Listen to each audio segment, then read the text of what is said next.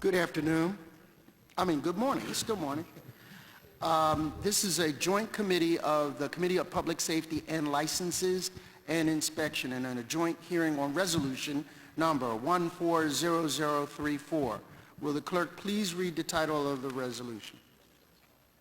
A resolution calling for joint hearings by the Committee on Public Safety and the Committee on Licenses and Inspections to investigate and explore the need for a third-party structural inspection or an engineering report on residential rental units or fire escapes on residential buildings to be submitted with the city's housing inspection license, also known as a housing rental license or registration, and required for any entity that rents any type of housing unit in Philadelphia. Thank you. Why we're here, I think everyone who knows there was a fatal fire escape collapse on January of 2014 at 22nd and Locust. We are particularly sensitive about building-related collapses as a result of 22nd and Market Street. We are going to be ever more vigilant about our responsibility to keep the public safe. Now, with that said, we are not trying to create onerous situations where it is almost an impossible task to monitor, but we want to find that happy medium, if not so happy, at least comfortable medium, where we can actually do public good, but not with a purpose of trying to make people safe, but not trying to put people out of business. And we sincerely mean that. We've heard from a number of interests, both government interests, both private sector interests and owners of buildings, but also from the public saying that this is the kind of thing that we need to look at. And it doesn't cost us anything to at least look at an issue, and that's what we intend to do with these hearings. We found out that in Boston, there are at least 8,000 fire escapes, and with Philadelphia being slightly larger than Boston, we think that we're approaching somewhere in the neighborhood of 10,000 fire escapes. Who's responsible for them? Who looks at them? And these are the kinds of questions that I think we need to have answered today. We look at national standards, and our preliminary research revealed that 2012 edition of the International Fire Code was not adopted by the Commonwealth of Pennsylvania and not adopted by the city of Philadelphia. That is a concern of ours, that we at least minimally mimic the best practices of the federal government and the Commonwealth of Pennsylvania. So today I hope to get some answers and some strategies on how we can approach this. Joining me today are Councilman O'Brien, Councilman Johnson, Councilman Greenlee, and Councilman O. And with that, will you read the names of the first witnesses? No, what we will do is look at a video that puts into context why we are here and the collapse that we experienced in January.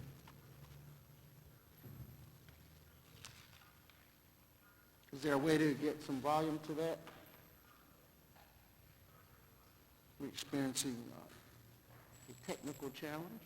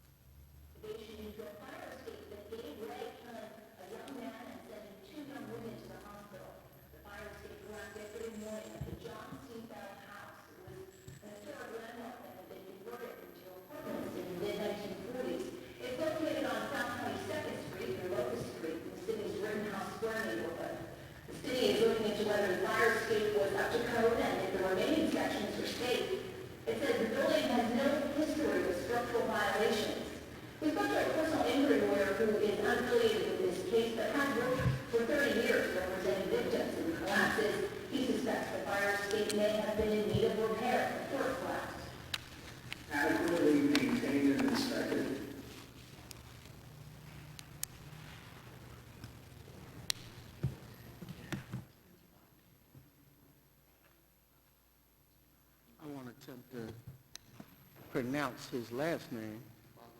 Mangalusi, okay. I think one of the things that we are experiencing is growth and success. We're a city that, in particular in older parts of the city, the population of new residents has increased in old housing stock that in most cases is over 50 years old. And the way and who is responsible for fire escapes is rather nebulous as we look at the rules. It says the owner's responsibility, and, you know, we want and believe the best in all owners, but every now and then we should check. And so we want to take a look at this. So why don't we, while we deal with that, I think... Is it Australia sometime.com? Give you a chance to do one of PPT on nice and Australian experiences which you would imagine next to Jersey Australia, Delta, and Virgin Australia Airlines. Investigation into a fire escape that gave way to a young man and two young women to the hospital. The fire escape collapsed yesterday morning at the John C. Bell House. It was an historic landmark that had been converted into apartments in the mid-1940s. It's located on South 22nd Street and Locust Street in the city's Rittenhouse Square neighborhood. The city is looking into whether the fire escape was up to code and if the remaining sections are safe. It says the building has no history of structural violations. We spoke to a personal injury lawyer who is unaffiliated with this case but has worked for 30 years representing victims in collapses. He suspects the fire escape may have been in need of repair before it collapsed. Adequately maintained and inspected fire escapes don't collapse. Meantime, the city says the owners of the building are cooperating with the investigation.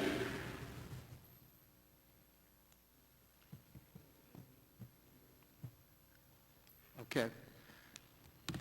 So, as you can tell, we've become popular, but with that growth comes some challenges. We are looking at older housing stock that needs to be modernized for this influx of new and sometimes exuberant residents that think fire escapes are also a good place to have a party. And we have to really be careful as we experience that growth, how we monitor it and how we regulate it and how we inspect it. And with that, we want to take that challenge on today in these hearings. Are any of the members of the committee, do you have anything to say? No? With that, can you read the names of the first witnesses to testify? Mike Maynor, Deputy Commissioner, Department of L&I. Henry J. Costo, Deputy Commissioner, Philadelphia Fire Department. Thank you, gentlemen, and still good morning. Good morning. Please state your name for the record and begin testimony. Good morning, Councilman Jones and Councilwoman Sanchez and members of the Committees on Public Safety and Licenses and Inspections. My name is Michael Maynor. I'm Deputy Commissioner of the Department of Licenses and Inspections, and I am here to testify in support of Resolution Number 140034. This resolution calls for hearings to investigate and explore the need for third-party structural inspection or an engineering report on residential rental units or fire escapes on residential buildings to be submitted with the city's housing inspection license, also known as housing rental license, and required for any entity that rents any type of housing unit in Philadelphia. As building codes became more common around the turn of the 20th century, fire safety became an important concern for new construction. Building owners were increasingly required to provide adequate escape routes, and at the time, fire escapes seemed the best option available. Not only could they be included in new construction at a low cost, but they could be very easily added to existing construction. As building codes evolved and more safety concerns addressed over subsequent additions, all construction above a certain number of stories were required to have a second means of egress, and external fire escapes were allowed as a retrofit option for existing buildings. Realizing the long-term maintenance issues with these fire escapes, owners and developers stopped installing them in the 1980s. Eventually, in 2004, exterior metal fire escapes were voted out of the code for new construction. Being an old city, many of these exterior metal fire escapes were added to the existing buildings to provide a secondary means of egress. These fire escapes were never intended to be used as balconies or be used by firefighting personnel. Owners of buildings with metal fire escapes are required to maintain them in accordance with the Property Maintenance Code. While many owners thought removing the rust and painting was adequate maintenance, there could be some underlying issues not visible by a normal visual inspection process. Therefore, the Department of Licenses and Inspections joins with Council in support of adopting laws and regulations to provide better oversight and guidance to building owners in the maintenance of these exterior metal fire escapes. We agree that a third-party structural inspection or an engineering report needs to be obtained by the property owner in order to ensure the safety of residents and visitors so that the property, and to ensure the safety of our firefighters as well. Thank you for the opportunity to provide the department's testimony. I will be happy to answer any questions. Thank you. Why don't we allow you to testify, and then we'll open up for questions from the panel. Good morning, council members. Deputy Commissioner, Technical Services, Philadelphia Fire Department, Henry J. Costo. I don't have a written testimony. Much of what I have to say is based on our ongoing dialogue with L&I and some of the personal observations that are a result from my actual personal response to both of the incidents to which you've alluded earlier, 22nd Street and that fire escape collapse. We are certainly, I think, moving hand in glove with L&I in terms of our approach to this issue. It's not an issue that we were necessarily, of which we were unaware previously, but our awareness is limited, and that is that we are not building engineers, and the defects and deficiencies in those types of things that we see in the fire escapes, and we know that virtually every single one of them are aged, are such that there are things that are obvious, such as rust, bolts pulling from walls, pieces of that escape that do not function. Accordingly, a policy has been, for as long as I've been on a department, which is, I may not look it, but it's approaching 40 years. I started when I was 11. Anyway, it is policy that we do not use at a strategic or tactical level. We do not utilize fire escapes in any way during a fire ground or a fire operation. It's not included in our plans, only because we are not assured of the reliability. So if it is a last resort, obviously if the choice comes, do I use the escape or jump out the window, well, I'll use the escape. But it's not something that we actually include in our attack strategy or our plans, only because we cannot be assured of the reliability. Having said that, we also include, and this is some of the things I'd like to say, we appreciate very much the efforts of council to address this issue, and we also appreciate and understand that in the end it will take some time for this to wind and work its way through the process. But there are things that we can do now, and those are the types of things that in conjunction with L&I, and we've always had a collaborative, positive relationship with licenses and inspections. I think the need for that has been reinforced by some of the recent events, but we would like to start to do some things now that address some of the issues that you brought up. We really can be, because of our annual inspection program that we do, we can be sort of a vigilant partner in terms of becoming aware of and noticing and identifying, recognizing those buildings that have fire escapes, because if you drive down any one of our major streets, you're not going to necessarily know or even be aware of the fact that on the back of that structure there is a fire escape. They're not generally on the front of the building. So you mentioned about counts. We don't have a good count. One of the things that we can start to do is get a count when we're doing our inspections, and then give that, when we get those numbers, to notify L&I. It's one of the things that we're working towards in enhancing that partnership that we have, particularly using technology that's there. Once we identify, then we can refer. And once that's been referred to L&I and that is in the process, whatever process ultimately derives from what your council's doing now, and whatever methodology is used, we can monitor, we can refer. If it's a certification by third party, we can say, well, it hasn't been done in 3 years, or there's not tagged. Whatever the mechanism or process you have in place, we can be one point for recognizing and ensuring that it's been done and referring to L&I if it hasn't been. So that's kind of the monitoring, but it goes further. The commissioner, one of my goals, fire prevention falls under my bailiwick. One of the things that I would like to do is expand our focus beyond, Councilman, we've spoken about this, to expand beyond simply focusing on fire prevention and to start to look at a more all-encompassing community risk reduction approach.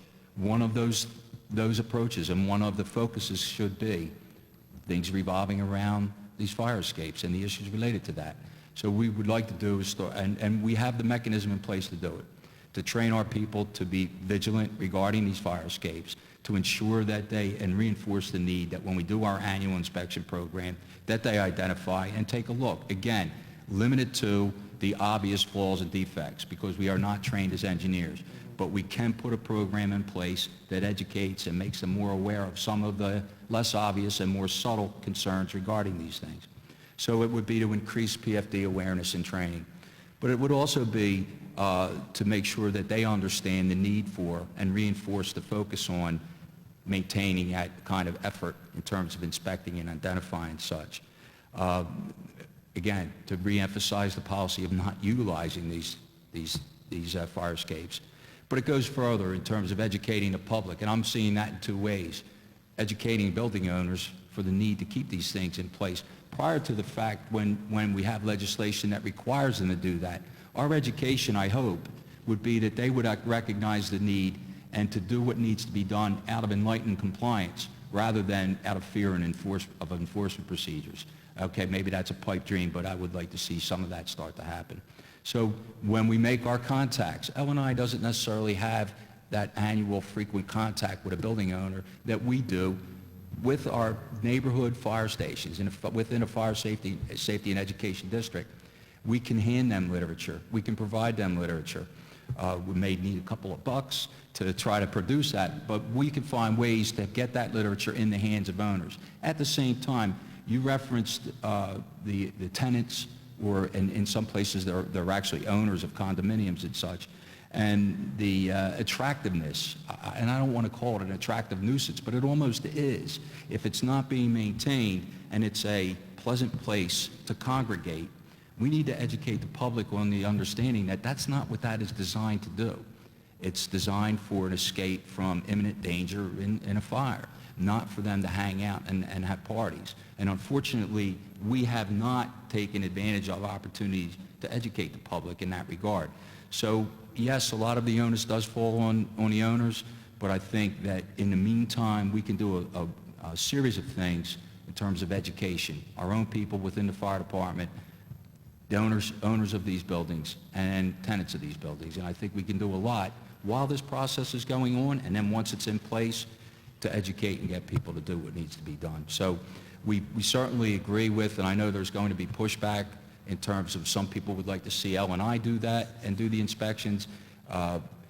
Fire do the inspections, because ultimately, if it's third party, I'm sure there's concerns that cost will just be passed on to the tenants from the owner. But at the end of the day, it needs to be done. We're aware that it needs to be done. And we'll be working with L&I to ensure that whatever process in place is implemented effectively. You know, one of the challenges of being an elected official is to often have to go into areas that we don't have a particular area of expertise, but just an interest, a public interest in making sure that people are safe. And so we rely on people who do this every day, whether it's the fire department, L&I, or whether it's the industry. And so what we want you to know is that the purpose here today is to try to put our heads together to figure out what is practical, what is doable, and what will improve the safety of the public. And that's it. It's not a, we're going to, throw building owners to the wolves, because they provide housing, and it's important to do that. But in the same time, when a parent sends his child to be educated in the city, and there's an expectation that there's a reasonableness of safety, and that's what we're trying to do. So let me ask a couple of questions, and I see some of my colleagues are interested as well. And there's no right answer, wrong answer, just the facts. How many properties in the city of Philadelphia have fire escapes?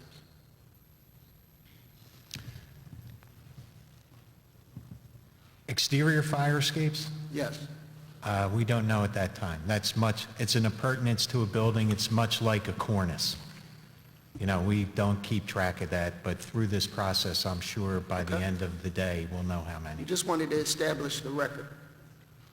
In the city of Philadelphia, how many rental licenses are there issued? There's approximately 80,000 for 281,000 units. So there are 80,000 rental licenses approximately. We have a figure slightly lower than that at 66,833. So, I mean, we're not going to quibble over that. But how many of them would require by code a secondary escape area, and that's either through the fire department or through L&I's BOCA code? Every building more than 3 stories is required to have a second means of egress. Most of them are interior means of egress because, as I said in the testimony, developers and building owners realize the extreme amount of maintenance costs an exterior fire escape has. So, okay. Of that, is there a standard? What is the professional standard that, so there's varying types of fire escapes, I would imagine. Correct. And I've seen them as diverse and primitive, if you would, as a rope kind of, so give me a sense of the types of fire escapes you've seen, and what is, quote, the standard? Back in the 80s, we had a metal fire escape that used to be bolted through the wall, that you would throw this ladder out the window. And that was It looks like a chain link? chain link, or it was hard steel that you could throw out a 3rd floor window, and that was for buildings with 3 units or more. Most of your fire escapes now are your typical fire escapes that you can walk down. Exterior fire escapes technically don't require a railing. Many put a railing on for convenience. So just take that into account. So give me a little more, so what are the ranges? If the rope is probably the worst, and I'm not qualified to say what is worse, but I would imagine someone with physical disabilities would have some difficulty using that as a means of escape. But let's say if that's the worst, what is the gold standard for fire escapes?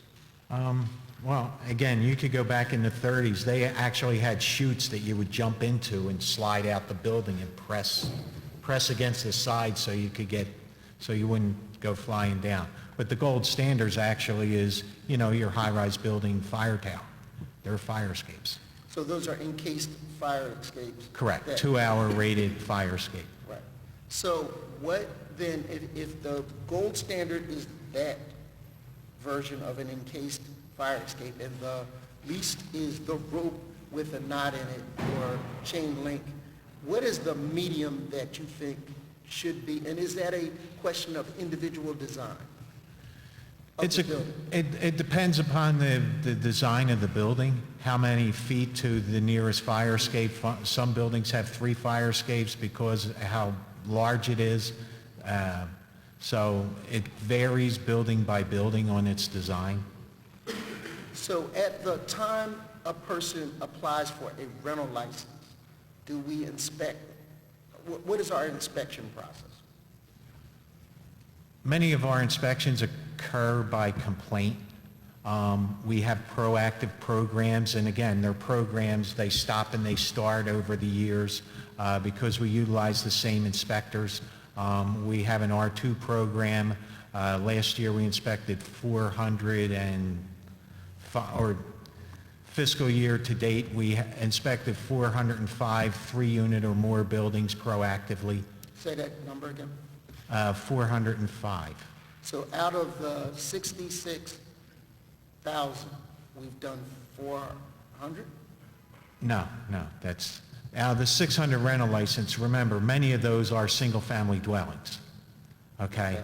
So it would be units with three units or more. I can get you the exact counts of how many licenses go to buildings with 3 units or more. So what is the role of the fire department within that inspection? Well, that particular role, the reference you had in terms of rental properties, we're not actively involved in that when they apply for rental licenses regarding rental properties. Our role, again, is when we identify buildings and structures during that routine annual, we have an annual block inspection program. So you talked about a complaint-driven process. Right. Which is stimulated by a complaint by usually a resident, I would imagine, that would come out. Well, some of those complaints, actually, the fire department does a great job in referring That's what I was about to to, say.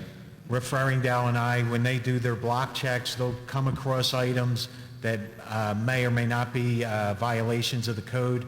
We'll get a referral, and they do a great job referring items to us during these block checks. So, and this will be my last question, and I'll recognize Councilman O.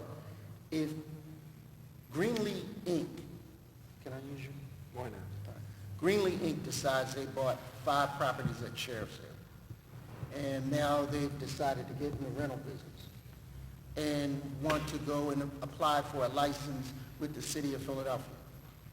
Does that trigger an inspection? No, it does not. Councilman O? Councilman, I would say, though, again, as part of our process, now, we don't inspect every single-family dwelling, but there are, as part of that annual inspection program, buildings that fit, and they're pretty much common sense criteria that fall into buildings that we would need to inspect and do a fire inspection, and it's pretty comprehensive on the things that we look at. It would include looking at the fire escape. Again, on that awareness level for the obvious flaws and defects. So when Mike said references receiving complaints, we don't call them complaints, they're referrals, but they pretty much are complaints. It's like the difference between interview and interrogation. So just for the record, as I pass off to Councilman O, how many inspections of the 66,000 rental licenses did we do last year? We've done, I would say about 65,000 inspections last year on rental properties. And that would include vacants, and that would include vacant lots. One of the things we do annually, we inspect our schools annually. We inspect residential daycares annually. We inspect high-rise buildings annually. So how many were new last year? New licenses? I don't know that number offhand. Councilman O? Thank you, Mr. Chairman. For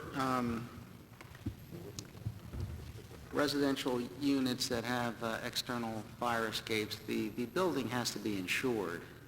That is a requirement, is it not? Owners have to insure their buildings? Yes. If they're renting it? I would think so. If I'm wrong, let me know. I would make an assumption, yes. I believe your mortgage company requires insurance. Okay, is there anything in the code that requires that if a building owner is Yes. renting, that they must have insurance to Yes. cover? Okay. And then the exterior fire escape would be covered by the insurance, would it not? I would make that assumption, yes. I would think so. I could be wrong. Somebody could tell Right. me otherwise. I- And if there is some problem with the fire escape, in other words, the building owner who, of that apartment building is negligent in maintaining it or having it inspected, that they would not be possibly covered by their insurer. What our inspectors do when they go to a site and they see an exterior fire, exterior stair tower, they do a visual inspection. They check and make sure it's not rusty, make sure it's painted. I think working with council will take it a step further, much like our facade inspections. Our facade inspections, every building more than 60 feet is required to have a facade inspection every 5 years. I would recommend that we similarly do something like that with fire escapes, that they have the proper load testing, because a lot can be missed on a visual inspection. A fire tower could look good, but may not be structurally compliant. So that's why we can work with council to get a more comprehensive testing done on these fire escapes, and we look forward to doing that. Yes. And I appreciate that, but as I, from my understanding, just bear with me as I go through this, I'm interested to know that someone who owns and rents out a building in Philadelphia that has a external fire escape is required to insure the building, including the fire escape, and with that, I would assume, and I could be wrong, that there is a requirement that they are supposed to upkeep and maintain that external fire escape for the insurer. And typically, I would think the insurer would want some type of documentation that ensures them that their coverage is being, complied with. If that is the case, I can speak a lot to the fire codes, and insurers are far more stringent than the codes in most all cases. okay, Usually the insurance company Sure. comes in and says, you need to do this, you need to do that. I would think so. Right. So what I'm wondering, and I guess we'll hear from someone, the representative of apartment buildings, is that if there is such a requirement on them, that they would have to send some document if their insurance was terminated or in jeopardy of termination because of the failure to provide the documentation that fire escape is being maintained properly. Your L&I could receive a copy of that or could be required to receive that notice that would trigger the inspection and compliance process. Is that a possibility? That is very similar to the facade, where you can have it inspected, it's safe with repairs, or it's unsafe. So you can categorize them like that, and the unsafe would trigger something with L&I. The safe with repairs would also trigger something. So Well, that's a strong Okay, possibility. so the reason I'm bringing it up is because I don't know where the money and manpower is in the city for all of this, and I'm not saying we shouldn't do it. I would just like to trim it down to see where we can practically do this. So there should not be a building in the city of Philadelphia that is renting to people that is not insured. It should be insured for all the possible liabilities and injuries that may occur, and that should include fire escapes, balconies, roofs that are accessible, and everything else. We, the city, should have, along with these licenses, some type of record electronically that there is coverage, adequate coverage, and with that there is a requirement that in the renewal of the insurance that the city is notified whenever the insurance is in jeopardy or is terminated or canceled because of failure to provide adequate inspection and other things. On top of that, I am all for some type of, further inspection and other things. However, I don't know how this is going to be done otherwise, whether people just go out and look at fire escapes, and there's so many of them, and you go up, and we don't have structural engineering people. Third parties are very expensive if they don't need to come out. So I'm just kind of wondering about how this is going to be practically done. You know, what is the trigger mechanism if there isn't something already? So if there is something incorrect about what I'm saying somewhere, they don't need to have insurance, fire escapes are not, then let me know.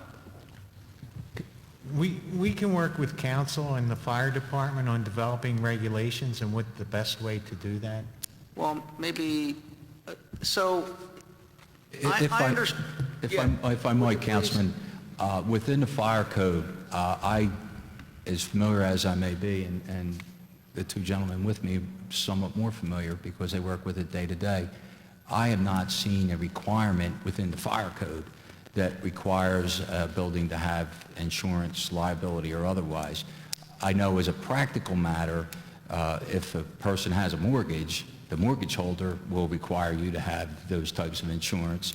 I know your reference regarding the insurer would like to have that building inspected, and it would include the fire escapes. The problem with, or one issue with, we get similar, somewhat I would call them false positives.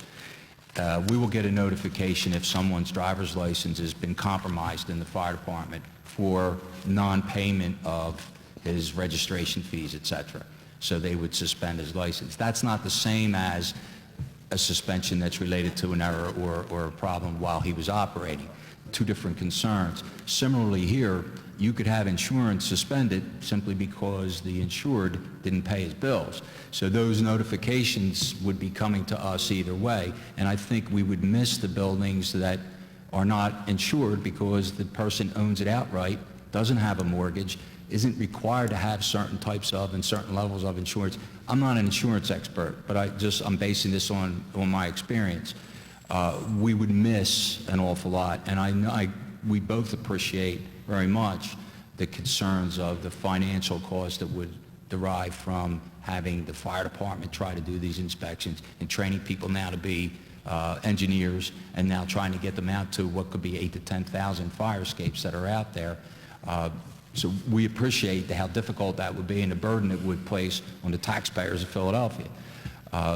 That, I think, is why the focus is and the look is, from our perspective, to a third-party assessment, because they are engineers, and that cost would be borne by the building owners and probably more appropriately than the entire tax base of the city of Philadelphia. Having said that, I understand that tenants are saying, whoa, that means my rent's going to go up.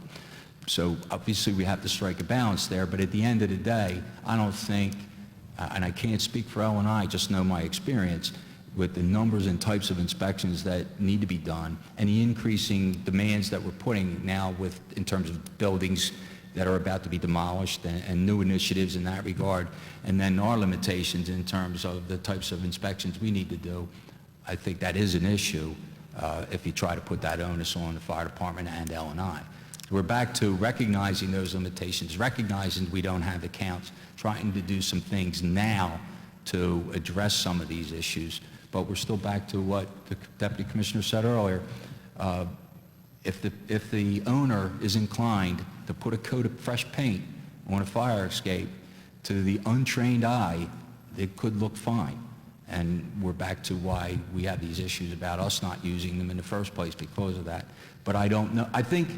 I guess what I'm saying is insurance may be one mechanism by which we become aware. I don't think one single mechanism is going to do the trick. I think the comprehensive approach of a series of recognitions and identifications and notifications, complaints, referrals, or otherwise, through the 311 system, through what we do on a daily basis. And it could be as simple as, this is what I was saying about educating our people, when we had an EMS response in one of those facilities, and while our people are there, they happen to look over and say, boy, that fire escape's in bad shape. We need to make the referral. So that's the types of awareness I'd like to increase within the fire department and start to address this now while we identify this process. And if it is a third-party certification that takes place, as they're recommending, every 5 years, it would require placarding or some sort of labeling at that premises, that we would be able to check that and say, you know what, they haven't been inspected in 7 years, and that tag is not in place. We can make the referral and make the notification. And as onerous as it may be for the owner to have that inspection done, if it's set up that the process is every 5 years, it's a one-time cost every 5 years. I appreciate what you're saying. I don't disagree with a lot of what you're saying, and I don't think there's one step to the process. You know, so I understand that, you know, there should be some mechanism to alert the city that there's a potential problem. They can quickly find out if it is a failure to pay insurance, or if there hasn't been, for example, if there's insurance, some other, they could then send out an inspector or a fire educator. You could go through this process, require a third-party structural engineer. The issue that I'm concerned with, you know, really there's two issues. One is what's practical, and number two, what's effective. So, for example, we could pass a law that every homeowner has to pay for an inspection of their property in Philadelphia every 2 years and bear that cost, and we'll make sure that nothing goes wrong. But if we don't need to do that, you know, I don't think that we should. If there is something, if we do not require that these fire escapes be insured, maybe we should, and we should get those reports and other things. I mean, I really am not clear. I'm not an expert in this area. I'm just, you know, I would think that the industry standards would be applied by the insurance company as to the level of maintenance that's required by the property owner. And the city can always make adjustments that there should be more, you know, more inspections or sort of whatever it is. But without that triggering mechanism, without the insurance to cover, you know, that problem, just having a geographical location throughout the city where L&I sends people, or we require property owners to have periodic examinations of fire escapes, you know, I don't know how to pick the right number, every 2 years, every 10 years, every 7 years, you know, that, because I don't have any expertise. But we could find out later. But I'm very interested at this point in time in whether we could kind of hone in a little better based on the practices that are out there and what the code requires. If the code does not require that the external fire escapes be insured, which comes with it an inspection process, we could always add to the inspection process. I'd like to know that because it'll help me to understand what's going on here better. And right now, I don't know that we do or do not require the building owners to insure those, their buildings to include those external fire escapes. I'm just assuming we do, but I have no real idea. Does anybody know? If you don't, it's fine, because I don't know. The building codes and property maintenance codes don't require insurance. They're how to build your building. They're the owner's manual on how to maintain your building. Owner's manual, if you will. Okay. So there's no insurance.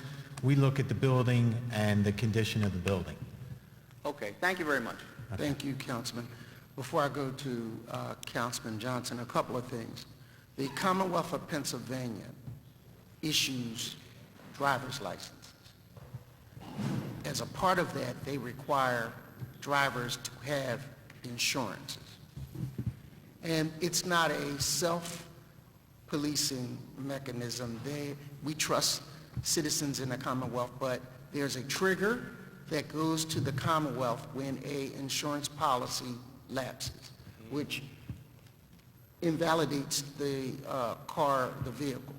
Similarly, though, there's a second-tier inspection by the Philadelphia Police Department. When you have an accident or when they pull you over, what do they say? License, registration, and insurance. And the reason that is because there is a responsibility that the city has to make sure that the drivers that are driving are insured and to a degree safe. That's why those inspections are looked at. That's why they do that. So it equally, when we talk about citizens, and many, and in particular in my district, there are some communities that are approaching 60% rental. 60% rental.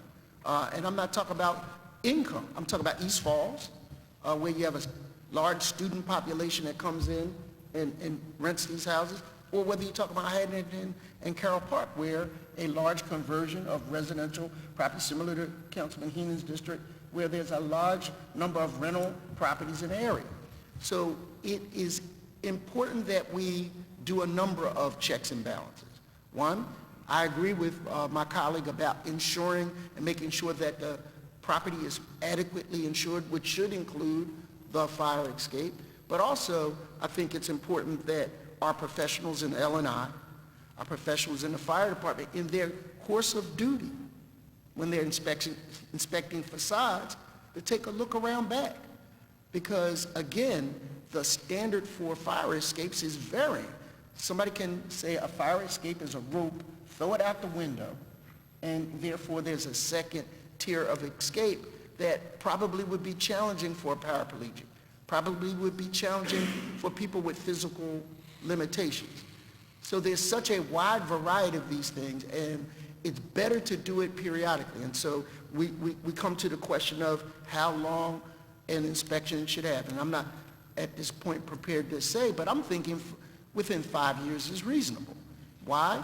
Why do we pick 5 years? Because when we qualify for a capital project here in the city of Philadelphia to put money in, it's a 5-year period that we expect there to be a reasonable life cycle for that capital project. And I think that a fire escape qualifies in my mind as a capital project. So every 5 years, somebody should kick the tires, test the weight of that kind of property, and if the onus is on the insurance company, okay, but the visual issue of rust, bolts coming out of the walls, and clearly, I believe 90% of the folk that have rental license are responsible individuals. It's the 10% that can get us killed, that can cause catastrophic industry. And the last thing I'll say is, it is a statement to me that our fire professionals won't even use fire escapes because of the condition or the varying condition they may be in. And that's why we're having this hearing today. Chair recognizes Councilman Johnson. Thank you, Mr. Chair.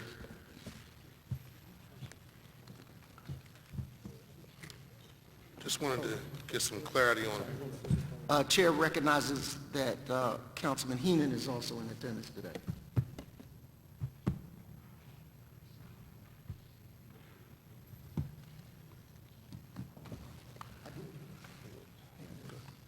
Just want to get some clarity on a couple of things. And obviously, this happened in the 2nd Councilmanic District, so it made me pay attention to it even more, and I thank my colleague, Chairman Jones, for stepping to the plate to actually take a look at this issue as well. So, it was mentioned under L&I that at a certain, 2004, the property, the code discontinued certain types of fire escapes and being required to being built. Did I hear that correctly? That's correct. It was completely written out of the code in 2004. So on the new construction? New construction, it's not an issue. They can't put them on. Okay. So what type of fire escapes are putting, well, let me back up. The height of a property, right? At what time does at what threshold does the requirement of having some type of fire escape or egress kicks in that you actually have to have one? 4-story, 5-story? More than 3 stories and an R2, which is more than 2 units. And you said after 2004, it was completely taken out of the code, right? So That is what replaced it? For, You were required to put interior stair towers in. and it's called interior. Interior stair towers. And what they are, they're stairways down to a public way that are rated. Typically, they're 2-hour rated. Okay, and how are they evaluated? Well, when the building's built, it's actually inspected by a certified building inspector. So they inspect and the certificate of occupancy is given out, and then the property maintenance inspector will go through, when they do a property maintenance inspection, will go through the stair tower to make sure that, it's not blocked. It has its pull stations where they belong and things like that, the upkeep and maintenance of that stair tower. Councilman, if it might clarify, in 2004, the requirement for secondary or tertiary means of egress wasn't removed from the code. It was just the acceptability of an exterior fire escape to satisfy that requirement was no longer acceptable. So those fire escapes are pretty much like the old models. Right. They hopefully, and we won't be seeing them in 20 years, but Just from your professional opinion, what's the weight that the average fire escape, and obviously they're old, can usually handle? Would you know that from a fire standpoint? It's typically required to handle 100 pounds per square foot. But that's a dead load, and that's not Right. a moving load. That's not people shifting about. That's, again, back to that I don't want to say abuse, but misuse of the fire escapes for what they're really intended. If you have people partying and dancing and moving about, it changes from that dead load requirement. That's another reason why we don't want to use them, because we're running and we have extra equipment and more than one person moving past at that same time in close proximity. And just to add something, the fire escapes were meant to escape a fire. You should never be on that fire escape if there's not a fire in your building. Okay. Thank you.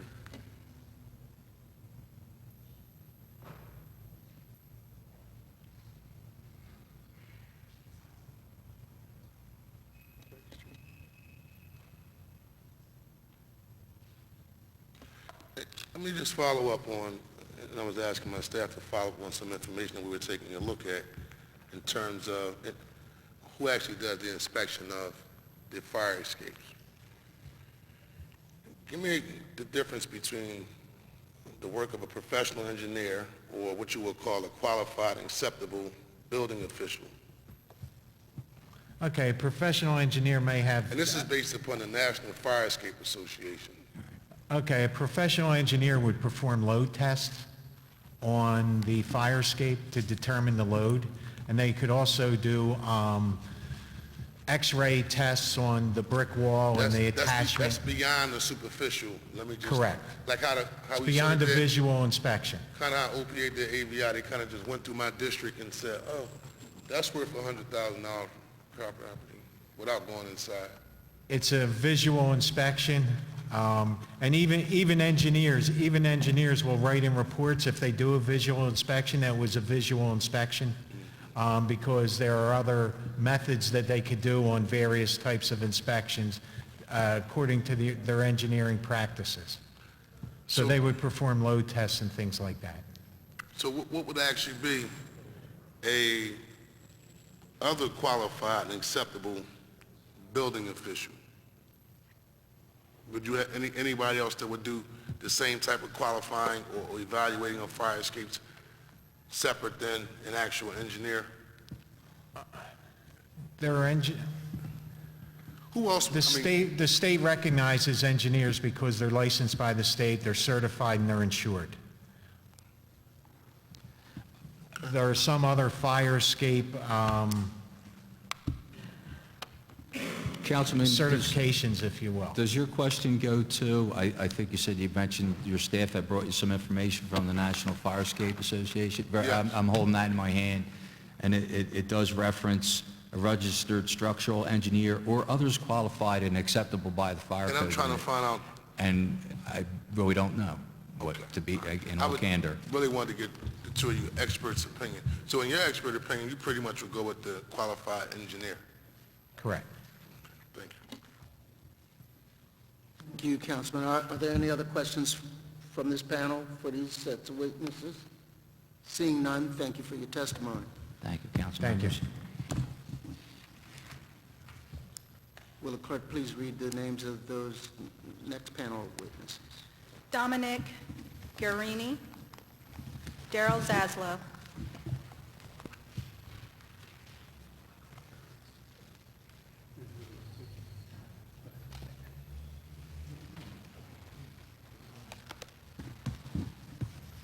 It's good afternoon now.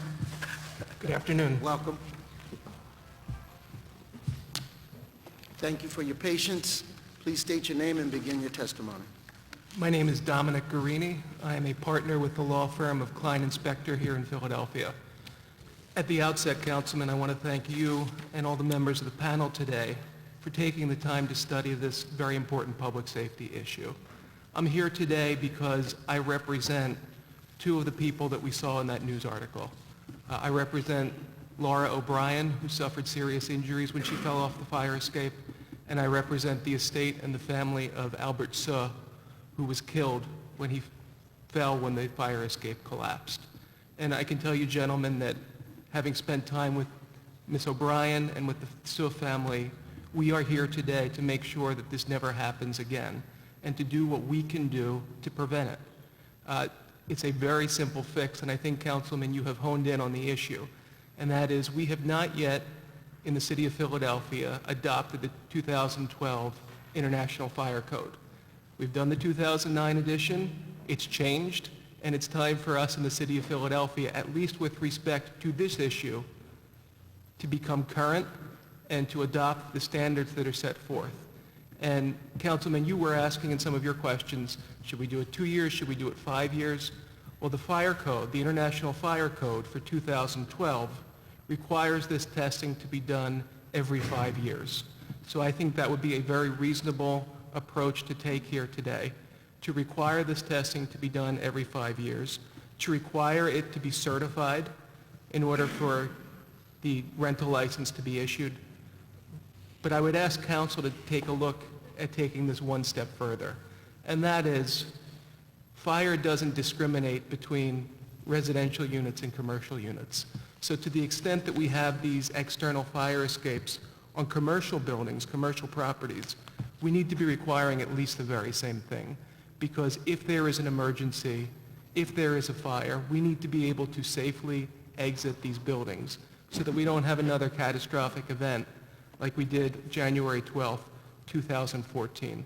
We've done some preliminary research into the cost, and I know there's a gentleman here from Boston who could probably more ably address the issue, but we've seen that these inspections cost anywhere between $200 and $500.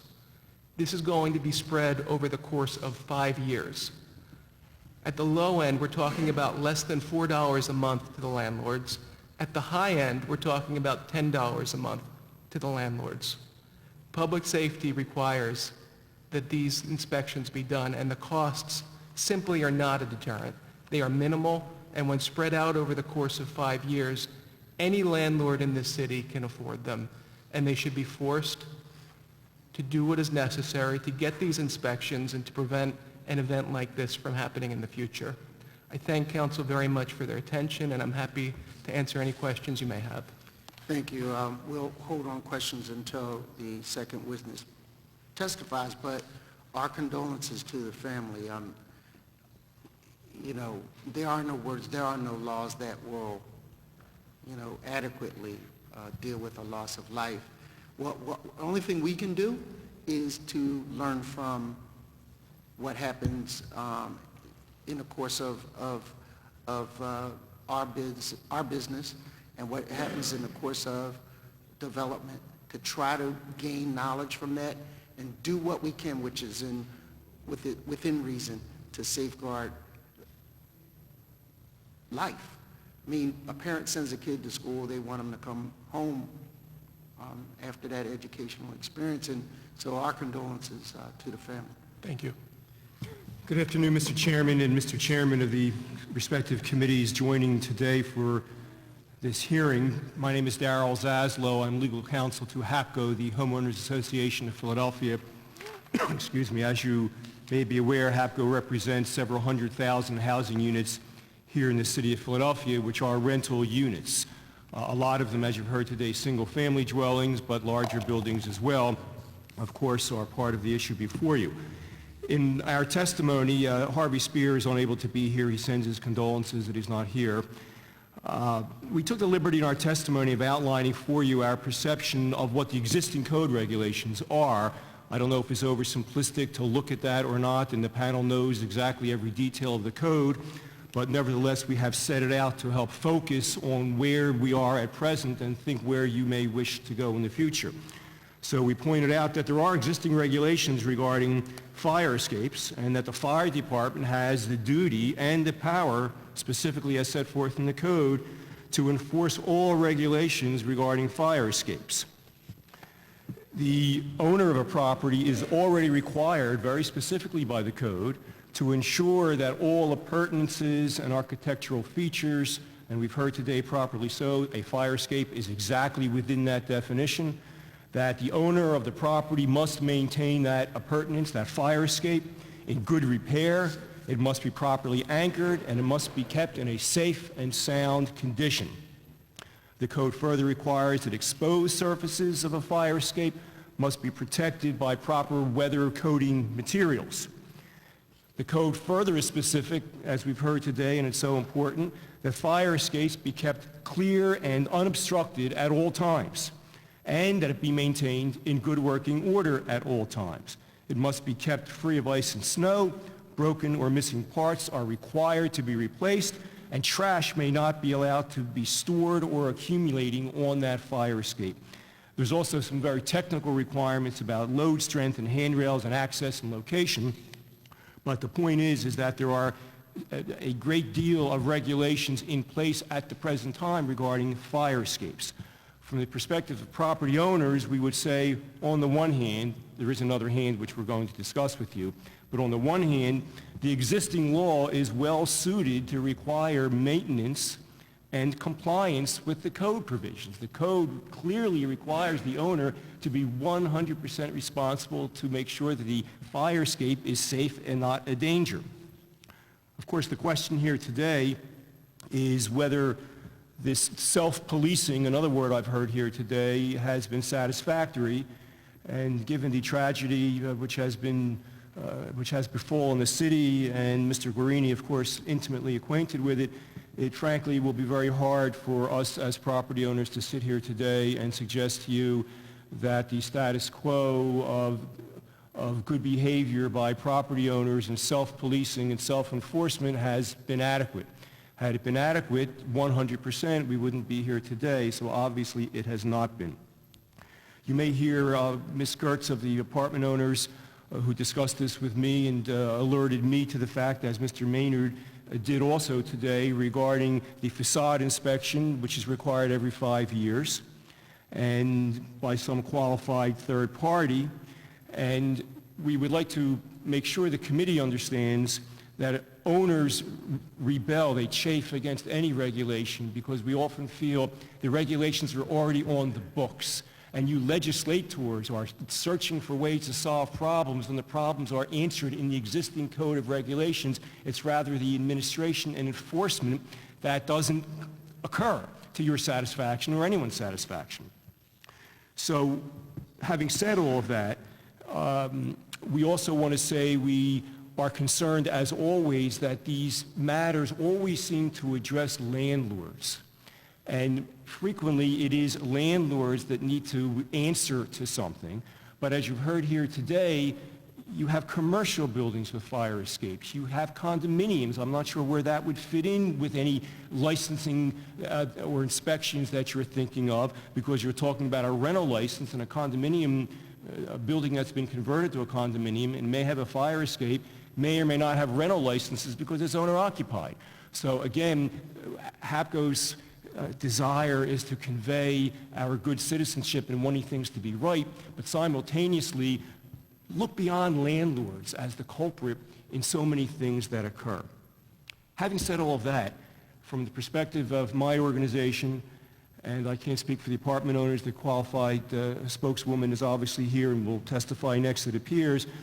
We've heard the 5-year suggestion for a third-party inspector, and we feel that it is a reasonable requirement to impose upon owners of property. We would request that when you come down to drafting legislation, that some attention be paid to whether or not it really needs to be some certified engineer on all that. Can it be a qualified inspector of some kind, short of an engineer? I'm not sure what the difference would make practically, but we would want that to be considered at that time. If you accept the inspection, the mandatory inspection on a 5-year period, it should be made clear that the existing code allows the fire department to mandate inspections anytime they want. We understand they're overwhelmed, and may heaven protect them as they protect us in what they do, but the fact remains as a matter of law that they could inspect everything they wanted to inspect tomorrow morning and issue orders to say we want to see something more. We're not suggesting that they should be burdened with that. They're overburdened with so much else. But the point of it is that if you are weighing the inspection period, and we would rather have come into you and say, oh, 10 years, 7 years, and yet we're trying to be forthright with the panel and with the council, and a 5-year number seems to be acceptable on all sides, and therefore we're not looking to argue about the number of years. We would point out that if the argument would be it should be less than 5 years, that again, every requirement that we recited as I began my testimony, good maintenance, good repair, checking it, the owner's responsibility, none of that goes away during the 5 years. Every requirement to properly maintain that appurtenance of that building continues every day of the 5 years. So it's not as if something is being given up and the owner is somehow free and clear to maintain a faulty fire escape just because the inspection is 5 years away. The inspection is the requirement that the fire escape be in a safe condition continues throughout every day of the year and through the 5 years. So that basically is our take on the issue. We stand ready, as always, to work with you on the actual language of legislation. Thank you very much, Mr. Chairman. I think the last 10 words you said in your testimony is the one I will hold most dear, which is work with you. And what we want to do is, and keep in mind, and we you know, I said this to representatives of the fire department and L&I before the hearing starts. We hear problems and try to solve them. We rely on people who actually do it every day to get input so that we can get it right. And that's the purpose of these hearings, and that's the purpose of getting that input, and to find common ground that makes sense. And some things we won't compromise on, but things that we can compromise on, we will.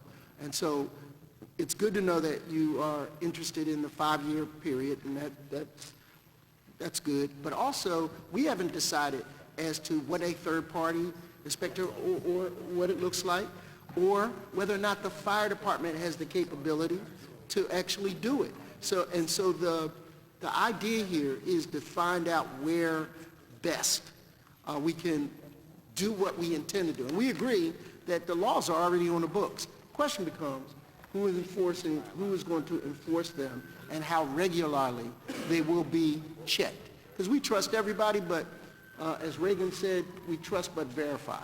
And as I said in the testimony, 90, and I'll even go 92.5% of the people that actually do this don't need us to regulate them. They would do it because it's the right thing to do.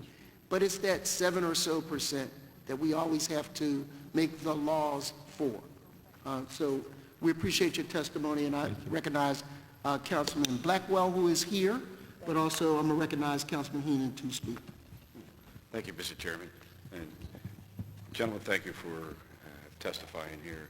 I have just a couple quick questions. One, I want to make a comment to Mr. Zaslow and your organizations that he represents. And it sounds like you've been a part of the conversations thus far to date to where we are today, and I want to give you all kind of the credit for being a part of that, being included, because my office and myself, I mean, it's extremely important to have the stakeholders engaged and involved the entire process, because one, we get to understand not only a reality of the situation or what we're trying to accomplish, and here, it's to save lives.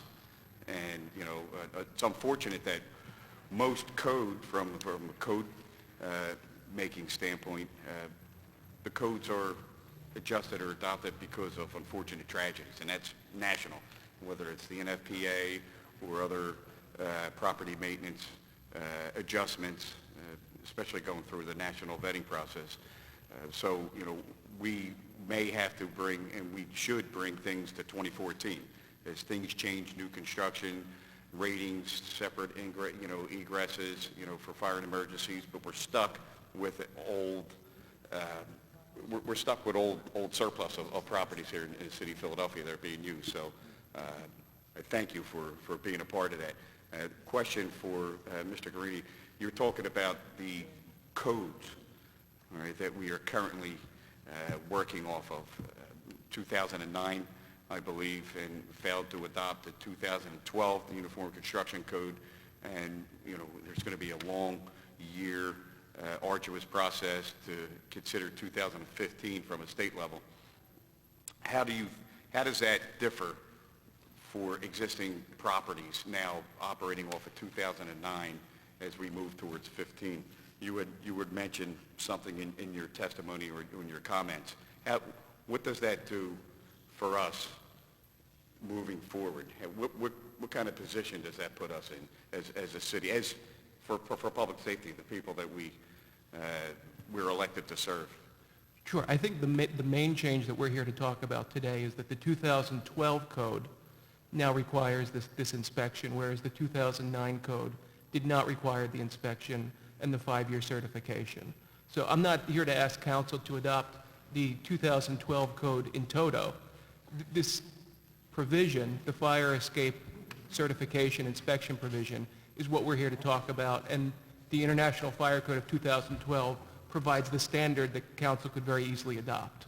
So, all right, so I do know the process from a state level, and we can't, as it exists now, we cannot even go back to 2012 and consider any of the changes, from 2009. We would just have consideration for 2015 for the adoption of the 2015 Uniform Construction Code. So let me ask you a question this way.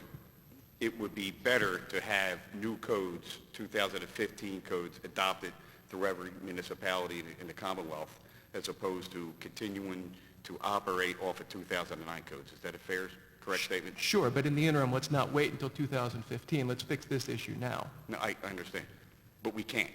So should we be a strong advocate to adopt 2015 Uniform Construction Codes, which has those changes in it? I haven't seen the 2015 construction codes to tell you that you should or should not adopt it now.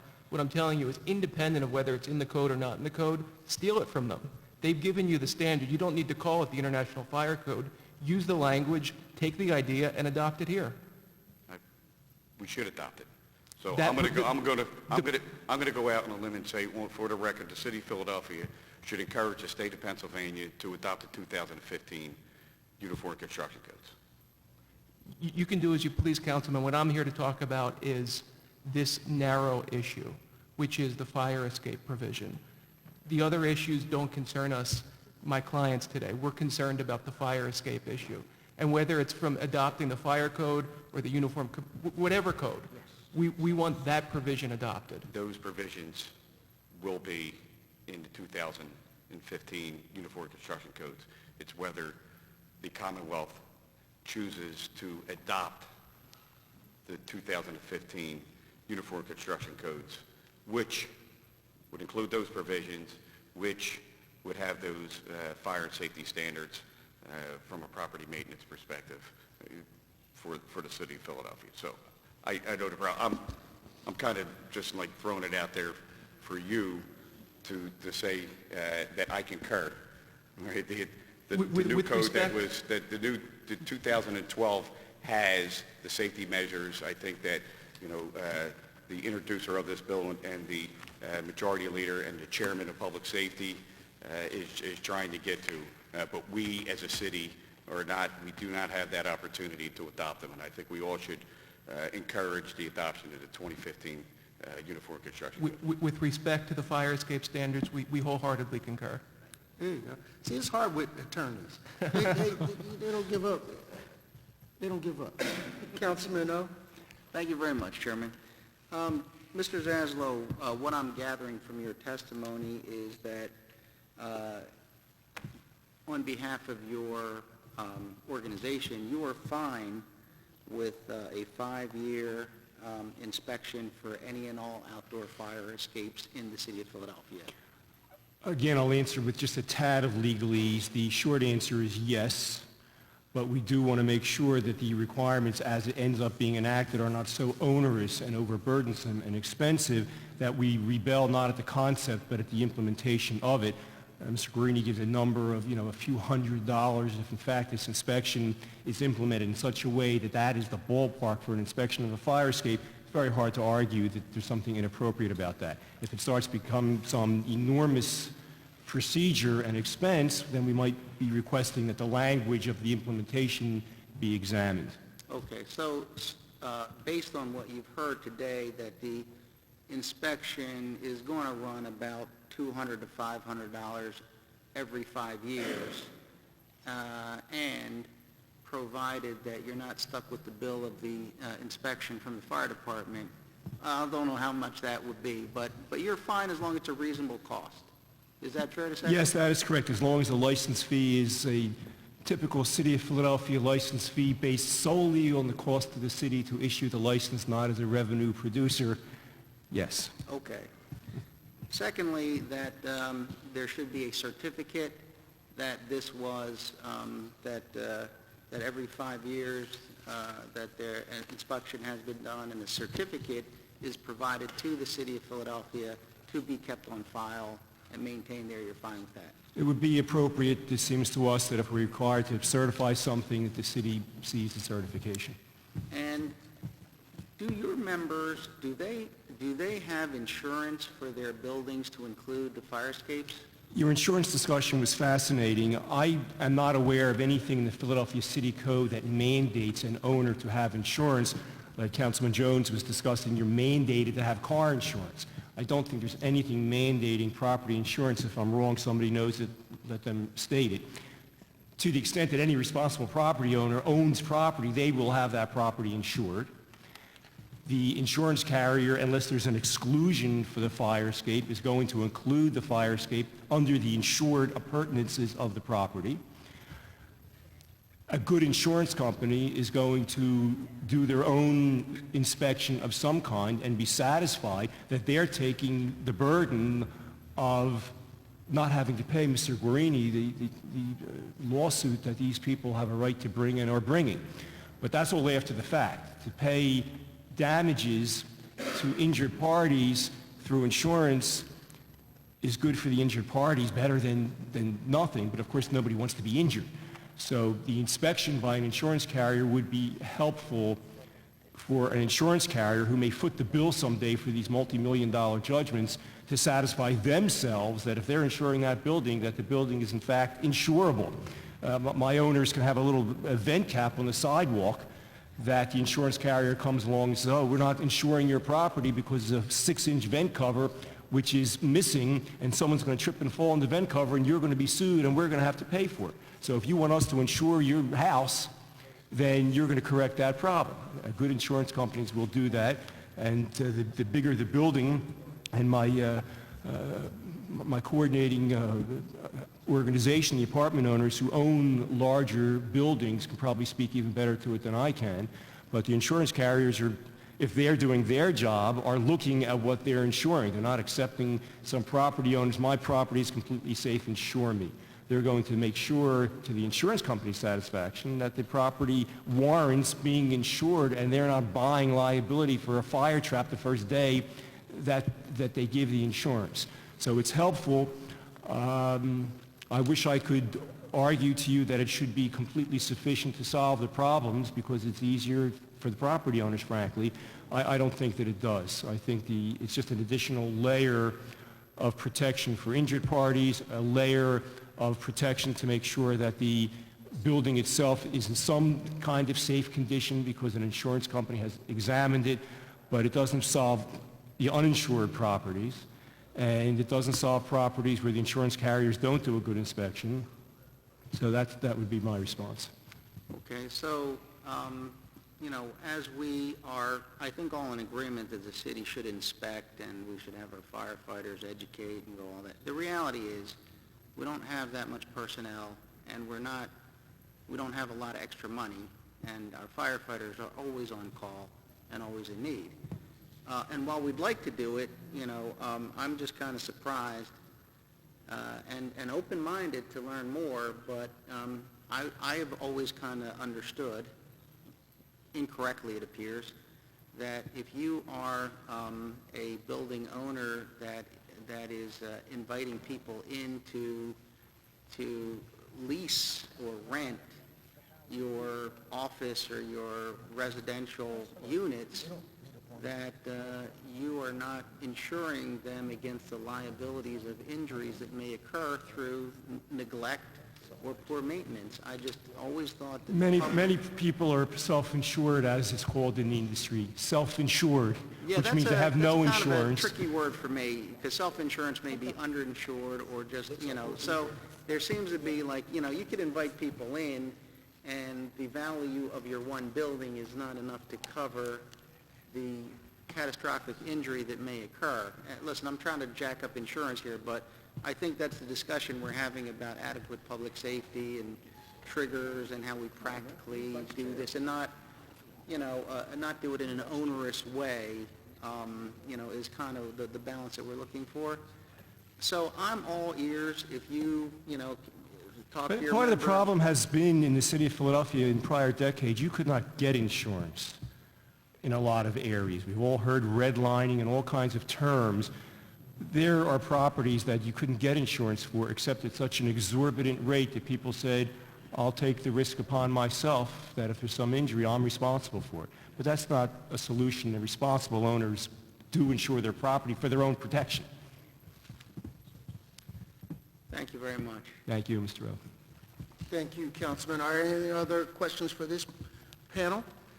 Seeing none, thank you for your Thank you testimony. very much. Thank you, Councilman. Appreciate it. And will the clerk please read the next set of witnesses to testify? Phil Lord, Christine Gertz.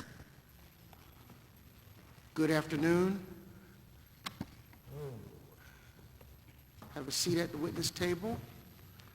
State your name for the record and begin your testimony, please. Phil Lord, Tenant Union Representative Network or TURN.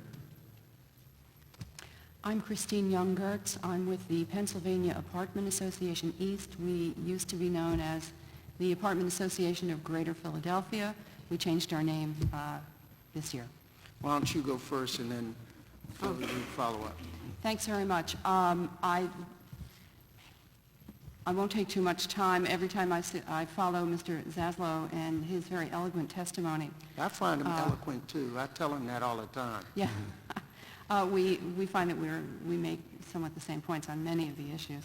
The Pennsylvania Apartment Association represents owners and managers and developers of apartment communities, multifamily housing communities, some of the larger buildings or apartment communities in the city.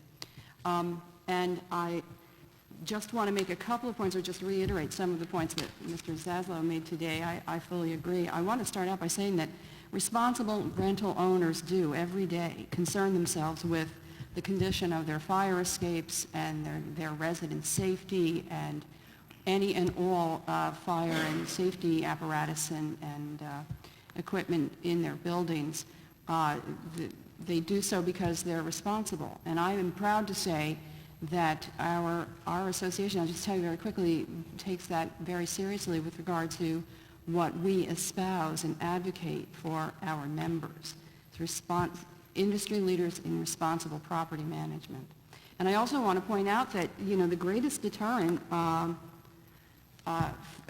greatest motivation for maintaining fire escapes and CO alarms and everything else is the owner's great exposure to liability and lawsuits. Now, so we all know that the 95% or the vast, vast majority of rental owners in the city are responsible, but I suppose we're not here today to talk about them.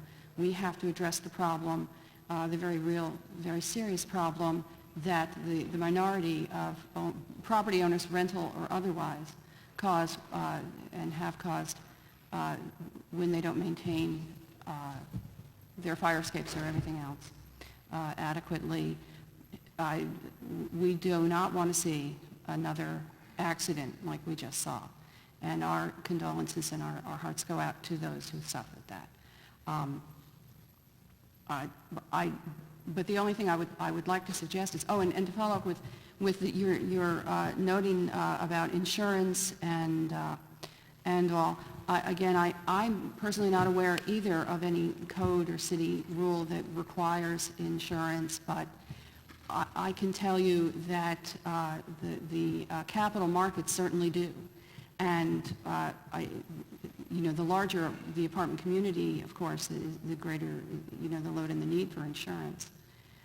So I'm confident that this sort of thing is in place and with responsible rental owners, and I'm confident that the insurance companies will certainly back off from claims and further insuring a property if things like fire escapes are not maintained.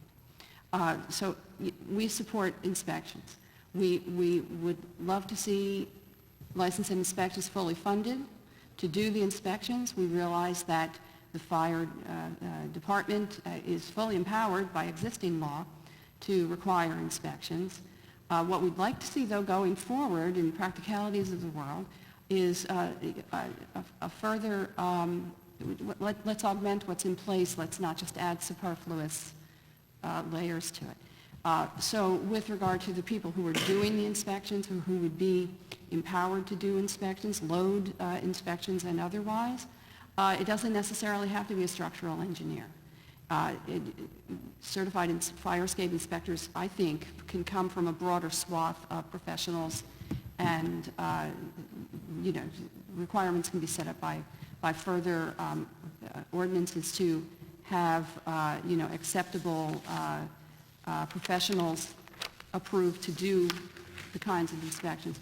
And I would also support, or I would agree with something akin to what is in place now every 5 years, similar to the facade inspections. But what I would ask going forward is, and today really that's my main point, as we do this, let's start off on the right foot. Let's take time to look at what's in place in other cities. The nuts and the bolts, pardon the pun, have to all make sense and be in place. There are cities such as Oregon, Los Angeles, I think Seattle, Boston. I mean, there are a number of things to look at, not to carbon copy them. Philadelphia certainly has to stand on its own with its own particular needs and concerns. But if we can get off on the right foot and continue the dialogue with regard to the devil in the details and the cost effectiveness of any inspections program going forward, I very much appreciate being a part of that dialogue. And that's basically my... We appreciate that. And we are looking to, and we have taken into account that the capital market is the greatest driver for safety. If you want a loan, then they want to safeguard their investment by making sure that there are proper insurances. We get that. It's that tier that falls below that that we are very concerned about. There is the landlord that operates on the edge and below certain standards that we deem safe, that often these laws are drivers for. It's not you that, has to go out every several years to reappraise a property and get a new mortgage. And, No, that's not what we're talking about. All too often, we're talking about, and what concerned me was new rental applicants should, in my opinion, have to go through some set of scrutiny to be included in the ranks of owners of commercial rental opportunities. Because anybody can just throw up a sign that says rent, and it doesn't necessarily safeguard the tenant. And we are looking at that as a standard. And what we try to do, contrary to popular belief, is not be the, obstructionists, not be bureaucratic-laden individuals, but to try to figure out a happy medium. That's why your testimony is important. Thank you so much. Clearly, we need to do something about the minority of rental owners, the guys who are, as you say, operating under the radar. I'm proud to say those are not the ones I represent. And yes, and thank you for my part at the table to work it out for the better of everybody. Councilman Heenan? You know what, I'll hold my line of questioning until Phil Lord is finished with his testimony. Thank you, Mr. Chair. All right, thank you.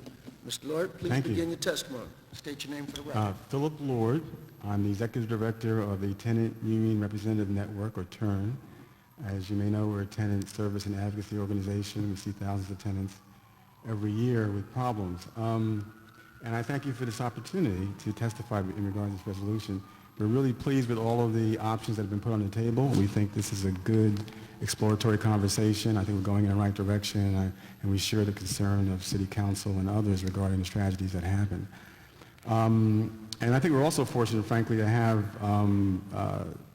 landlord organizations like HAPCO and the Pennsylvania Apartment Association that are not in opposition to this and support the basic concept and bring good ideas. And I think that's a good process to get started. I'm also particularly, want to make a couple of points that I want to respond to. One is, I think I want to emphasize the Attorney Garini's point that, in fact, this is affordable. So we don't need to belabor that point too much. There was some comment early on in initial testimony that tenants wouldn't want the cost passed on to them. I can't imagine that. The tenants we talk to really value their safety, and paying $5, $10 a month to be able to be safe is certainly worth it, and everybody wants to do that. So that is not an issue. The cost is not an issue. Passing it on is not an issue. I think the real issue was already identified by Attorney Zaslow, and that is, and I would put it in this way, that regulation is not the same as enforcement. There's a lot of regulations out there, and we can add more to them, and I think what's being proposed is probably a very good idea, because making a license requirement will elevate the consciousness about this issue. It will help those landlords who are not really thinking about fire escapes to realize that this is an important thing to take care of. At the same time, though, we don't believe that it's going to address the vast majority where this problem might occur, because there are many landlords, as you know, who are not licensed, and probably more likely to be among those who have a problem in this regard. So, and even for those who are, well, first of all, so many landlords not being licensed, I think, is indicative of the fact that the licensing process itself, the enforcement of the licensing process, is inadequate. So when you piggyback something on an inadequate process, you're not going to get excellent results. So you have to make sure that we make sure everybody has a license before you can even make this an effective process. But you have to understand as well what happens when people don't have licenses or they don't comply with the code. Landlords without licenses can be subject to final penalty by L&I. That's a cumbersome process. It's, in our opinion, a rarely enforced process. And the reality is that the really effective enforcement of not being licensed comes from when a landlord tries to evict a tenant and the tenant says, I don't have to pay rent because you didn't have a license. Well, that particular remedy is not as good as it looks, because if the tenant has already paid rent, they can't get a refund, so the landlord is okay, even if they haven't complied with the licensing or other requirements. So it's only the situation where a tenant is behind in their rent or has failed to pay rent because of lack of repairs or withheld rent that the landlord has some penalty for not complying with the code and not getting licensed in an effective kind of way. And so we're really concerned that we do something more than just lift this up by making a new regulation. I think we really have to go to the extra step of having at least audit testing or audit inspections around by the city, whether it's the fire department or the L&I really don't care, but the bottom line is we need to make sure that landlords are at least a little bit worried, whether they get licensed or not, that in fact they may wind up being liable for a hefty penalty of some sort, some kind of fine or something, to make sure they comply with this requirement. So we're looking forward to exploring it because it is a safety thing. We wanted to make sure that we don't just dwell on more regulations and not dwell on how they're going to be enforced and how effectively they're going to be enforced, because that's really key. We need more inspectors. I think, we shortchange ourselves when we say we don't have enough resources to inspect properties. We don't have the fire inspectors. We don't have enough L&I inspectors. That's very true, but that's a decision that we make. We have to realize that that decision costs lives sometimes, and we have to realize whether it's worthwhile or not. So just want to put that out there. We're glad to be invited to the process. We're just getting involved in this stage of it, and we really appreciate the opportunity to speak about this. Thank you, and we're going to seek your input on as we go through this, and you're right. One of the things you find out as a legislator, if you research it, the laws are there. It's the question and will, political will, to do the enforcement. And so we're going to look at how we do that and not put too much burden on a overburdened system, but give adequate resources where necessary. Thank you. So we're going to do that. Councilman Heenan, did you want to? Chair recognizes Thank you. Councilman Heenan. Thank you, Mr. Chair, and thank you both for attending here. As always, the two of you and other folks who have testified and answered some questions represent their membership well, and this is not it's good to have responsible associations who represent responsible people and business owners. It's unfortunately that 3 to 5% of every organization, 3% of every crowd. I was told at an early age that 3% of every job or 3% of every crowd is bad. So birds of a feather flock together and everything like that. But there's 97% or 95% of every organization, of every association is good. And we want to hear the good, not just the bad, especially when it comes to public safety and it comes to either crime prevention or public safety with regards to property maintenance and the old housing stock that we do have here in the city of Philadelphia. So thank you for being here and again engaging in the conversations from both the landlord and the tenant perspective, because nobody wants to be unsafe, whether it's the tenant, I mean, you can't rent. I mean, it all has that trickle-down effect, and we don't want anybody we don't need any more tragedies here.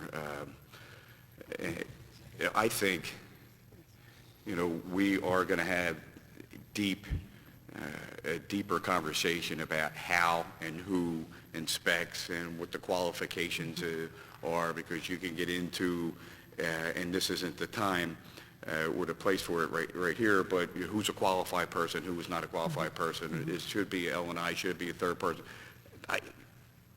That's for us all to get together to discuss, to come up with, how we keep people safe. I mean, you take a look at L&I.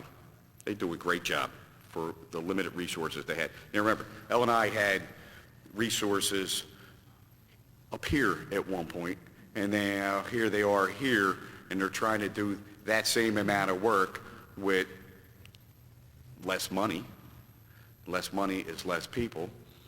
Right? And the people that they do, they're multitasking like crazy, taking training classes and getting certifications, as much as they possibly can. Now, I know from just myself, you have technology today, all these different passwords and this and that and codes. I can't even get into my locker at the gym because I can't remember the combination. All right, so it's a lot for one person to come in, check the facade. While you're there, check the other property maintenance issues that you have here. I want to check make sure they're in compliance with the NFPA, that we either have adopted or we don't have adopted. Oh, and then check the fire escape and make sure that it's safe, so the tenants that are in there are protected in all avenues. So, I mean, I'm hoping to see that we address a lot of issues through this process, as we have. And look, I have been an observer of City Council for a long time, All right, I've been a member of City Council with some great colleagues who find this, or I'm glad to have this a priority. Property maintenance, inspections, and the way we go about it in all levels, it should be a priority. We are severely understaffed when it comes to our inspectors. New York has under 1 million properties or parcels. We have 578,000 parcels. You can split them up, whether half of them are rental and half of them are not. Doesn't matter. It's about public safety. Right? It's about making sure that we, as you have these two committees and rest of council, making inspections and public safety a priority. We need more inspectors. We need more resources to be responsive to the tenants, to be responsive to the homeowners associations and organizations. Right? There's nothing wrong with people making money in the city of Philadelphia, and there's nothing wrong with people who are trying to make our processes a little bit better and reasonable. But we have a tremendous amount of property, 2,300 inspectors in the city of New York with just under 1 million properties, 578,000 parcels in the city of Philadelphia, and we are, I don't think we make 100. I don't want to be quoted on that, all right, because I think it's split up from construction to property maintenance, after construction, pre-construction, and all that. Under 100. Let's just say it's 70. 70 inspectors who are doing everything and anything possibly they can to make sure that we are safe. All right? Our investment isn't just in the bricks and mortar. Our investment is into the people of the city of Philadelphia. All right? So we need more inspectors. We need more resources for L&I, and we can, maybe the conversation to be a little more different today. All right? But it's not. So I'm glad everybody is a part of the conversations as we try to craft something that's responsible for everybody. So that's all I have. Thank you, Mr. Chairman. Thank you, Councilman. I had no idea we only had 70 inspectors to go from everything from cranes to drains. Don't hold me to that quote. No, I mean All right, approximately. but roughly. Approximately. A Herculean task, to say the least, yes. Chair recognizes Councilman O. Thank you very much, and I do appreciate your input and your being here, and as my colleagues and the chairman said, it is an ongoing conversation. I think we're all headed in the same direction. A couple points I want to make just to ensure that we're having a productive conversation. We have a lot of regulations, and they are not enforced. They're not enforced because we don't have the personnel or the money, because the people in the city don't have the money or the will to pay, because if they could pay, they'd leave someplace else if they're business folks where they could make more money. That's the reality of the situation. You could look at our schools, you could look at our pension, you get a lot of things in our city. So to get a realistic and practical solution to this problem is what we're dealing with.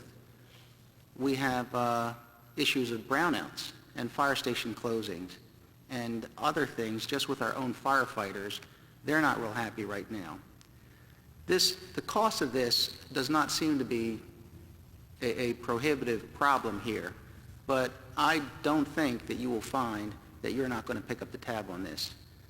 Yes, you should have insurance, in my opinion, and no, it doesn't exactly mean everything will be fine, because you'll pay your premium, and if a claim comes in and you have not complied, then the insurance company will not cover that. That doesn't make us or the tenants or the building owners happy about that. But having a inspection process every 5 years should, alleviate that problem. But if we're going to inspect every one of these buildings, old and new, that's not going to be borne by the city just as it is. There's going to be a fee involved in that. And, that's going to be, I think, a reasonable fee, but it is going to be passed on to the tenants. I don't know what that fee is, but, probably the landlords will put in their leases that you're not to use the fire escape for social reasons or other reasons, and so forth and so on. And then that's fine. They shouldn't be abused anyway. But this process, does involve coming up with practical, workable solutions, or as you said, we'll have some regulations, some laws, and some initiatives that are not going to be enforced for lack of funding and people to do this. Thank you. Thank you, Councilman. Are there any other questions for this panel? Councilman Healy. Thank you, Mr. Chairman. And, maybe it's because I'm a little under the weather. I might be a little cranky. All right, so, but I think somebody had mentioned earlier about the unscrupulous landlords. All right, the people who don't register with the city of Philadelphia. We're talking about trying to provide a service to keep people safe. All right, the general public, tenants, landlords, so they can operate a responsible business in their profession. How about the people in the city of Philadelphia who don't pay their taxes, who do not register with the city of Philadelphia, who are delinquent for years and years and years? All right, maybe they could pay for some of these programs, all right, that we're trying to look for. Maybe they should come forward. So if they are out there, because I know they're out there, we're going to come looking for you, and wait till the fall, because I got a little surprise. This committee has got some, we got some things that we want to talk about publicly, and we want to make sure that we're trying to hold people accountable, all right, because people lose their lives, right? So, you can't compare apples to apples, all right, when we don't even know where the crumbs are. And they're out there. The crumbs are out there, and they are cheating the system. They're not paying their taxes. And the taxes, believe it or not, go into doing good things, like keeping people safe, putting inspectors on the street, putting police officers on the street, putting in for firefighters so they can have a new academy. Right? That's keeping our libraries safe. More teachers. What? I mean, I pay my taxes. Right? So should they. Can I just say for the record very quickly, I don't think any responsible property manager will argue your point about going after, as you say, the crumbs, because they make it harder on the rest of us who are playing by the rules and following the highest standards of property maintenance. And absolutely, and going forward, when the discussion going forward with regard to third-party inspections and the time frames involved and the particulars about who can be doing it and all. I just so appreciate you having all the stakeholders at the table where we can get a full dialogue of the broadest swath, the widest platform of available, responsible, skilled technicians and whoever would be acceptable to the department to do those sorts of inspections, because yes, it's in the interest of everyone to keep the costs down as much as we can. Responsible property owners will pay the cost regardless, because the end of the day is keep the fire escape safe. End of story. So with the cost, but and thank you for whatever input we can have with regard to the fees, which absolutely have to be reasonably related to what the fee is for, and not just a revenue producing source, as has been mentioned before. So again and again, the devil is always in the details. I just really appreciate being a part of the conversation. If I could just make a quick comment as well. I think when you look at enforcement, it's not simply a matter of trying to look at every building and make sure it gets inspected. It's about significant penalties if there is non-compliance. So if you do random inspections and people get in trouble for not doing what they're supposed to do, and that becomes high profile, people will respond. So you don't have to check every building. You have to make sure that when someone's not licensed or someone doesn't have a decent fire escape, that it's more than just a slap on the wrist, and I think that's important. And the other thing I just want to mention is that insurance companies have a lot to learn about them, but the idea that they do routine inspections of their properties that are insured is something that's new to me, and I've been in real estate for a while. So I'd be very surprised if they come out just to do a routine inspection because they're an insurance company, any more than a car insurance company goes out and looks at your car. They insure based on patterns, and they don't always come out and inspect. So let's make the inspection requirement a city one if we can. Thank you so much for your testimony. Any other questions for this panel? Seeing none. Thank you again for taking the time. Will the clerk please read the last witness to testify? Francisco Menes, International Fire Escape Association. Thank you for your patience. Please come up to the witness table. Got a red shirt on. Is that indicative? I actually a lot of times, a lot of my classes that I teach is to the fire prevention side of things, so. Pull that mic a little closer I'm sorry. to you. State your name for the record, please. Sure, it's Francisco Meneses. I'm from Boston, and I actually was made aware of this. Christine actually called me looking for information. I made her aware of, we've actually done a lot of things throughout the country, because I have taught a fire escape awareness class. I gave you a copy of a book, and I can Yes, you leave this did. one with Thank you. I taught a class here for the Liberty chapter last year that had L&I and some firefighters there, and we have these books that we brought in suggesting some of these things. And just 2 or 3 weeks ago, I taught at PennBach, Pennsylvania Building Officials Association. We taught the same class. A lot of the things you're looking for, there's already answers out there, because sadly, I do have, I'm an expert witness in fire escape tragedy, because I'm usually called in because somebody fell, somebody died, somebody got hurt. It could be a tenant, it could be a fireman, it could be a student. So, some of the things that I want to tell you is that everybody's already said here, all the codes are already there, and just the interpretation of them, basically, and the clarification of them already sets all the steps of fire. So, we can put you in contact with city fire officials, city building officials who are already incorporating a lot of these checklist items, and this will and we'd be more than happy to help and share a lot of this with you, so that, as they say, as you're chipping out another wheel, we can say, listen, all these other states and cities, and believe it or not, again, I'm from Boston, the first state to turn over was actually the state of Oregon. And they went not only from this whole process that you're doing now, they actually changed the state code. It took almost 10 years. So it's not like something that you're not going to do this overnight, but the fact that they've already walked the 10 miles, some of the stuff you can just copy and paste and you're ready to go. So this is all open source stuff. You can just go online, everything is open source. So copy and paste all the great ideas and just put your name on top, such as Seattle already has a confidence test ready for you to just download it as a PDF or a Word document. That's going to make all your design professionals stand up and say, I can no longer offer you opinion letters, because that's what you've been getting for the past 50 years. But if you don't mind, I'll just read a couple of notes. Please. There was a lot of the stuff that was asked here. There's already an answer for it, already, or a possible solution of every question that was here. I didn't want to interrupt. I didn't want to raise my hand and say, but a couple of quick ones for you.